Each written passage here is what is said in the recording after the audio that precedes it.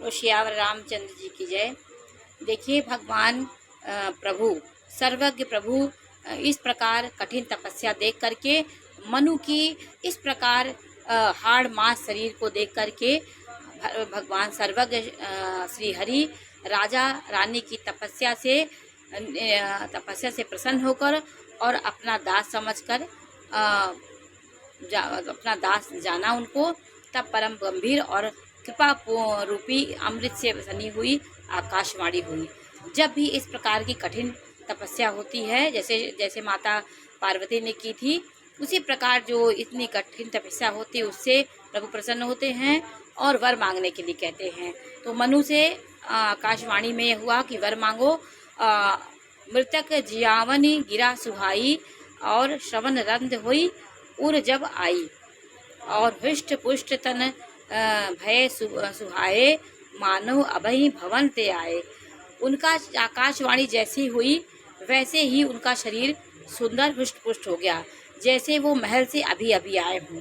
इस प्रकार प्रभु तपस्या करने के बाद फिर आपके शरीर को उसी प्रकार कर देते हैं। ये सिर्फ परीक्षा और कठिन तपस्या होती है। उसके बाद नाना प्रकार से उनको कठिन तपस्या से डिगाया भी जाता है। पर ब्रह्मा विष्णु महेश सब आते हैं, डिगाते हैं, सप्तऋषि आते हैं, सब लोग उनके तपस्या को डिगाने की कोशिश करते हैं। लेकिन अगर दृढ़ प्रतिज्ञ व्यक्ति है, अटल विश्वास है प्रभु के प्रति, तो उनका तपस्या पूरी होती है। तब राजा रानी के शरीर सुंदर हो गए, हुष्ट पुष्ट हो गए, मानो अभी वो भवन से आए हो। इस प्रकार उनका शरीर होगा। जैसे ही आकाशवाणी हुई, श्रवण सुधा सम वचन सुनी पुलक प्रफुल्लित गात और बोले मनु करी दंडवत प्रेम न हृदय समात। अब देखिए, जैसे ही कानों में अमृत के समान लगने वाली सुंदर वचन उन्होंने सुना, उनका शरीर पुलकित हो गया, रोमांच हो गए उनके। और तब मनु जी दंडवत करके बोले कि प्रेम हृदय में उनका समा नहीं रहा था। वो इतने खुश हुए, इतने प्रफुल्लित हुए कि सुन सेवक सुरतरु सुरधेनु विधि हरिहर वंदित पद धेनु। और सेवक सुलभ सकल सुखदायक प्रणत पाल सचराचर नायक।